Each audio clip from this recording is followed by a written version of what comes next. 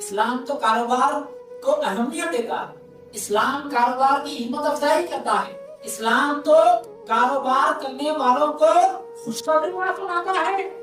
ہمارے نبی صلی اللہ علیہ وسلم نے فرمایا التاجر الصدوق الامین مع النبیین والصدیقین والشہداء، صداقت کے ساتھ، سچائی کے ساتھ، امانت داری کے ساتھ کاروبار کرنے والا تاجر سچ بول رہا ہے، دھوکہ نہیں دے رہا، امانت داری سے کر رہا ہے، تو ایسا تاجر، ایسا بزنس مین، ایسا تجارت کرنے والا قیامت کے دن انبیاء کرام کے ساتھ ہوگا، صدیقین کے ساتھ ہوگا، شہداء کے ساتھ ہوگا۔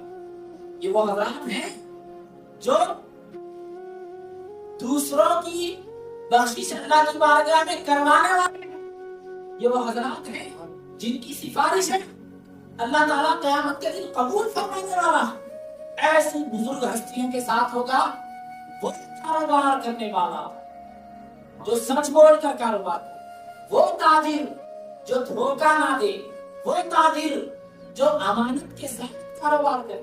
اس کا یہ معاملہ شریعت کا خیال رکھیں۔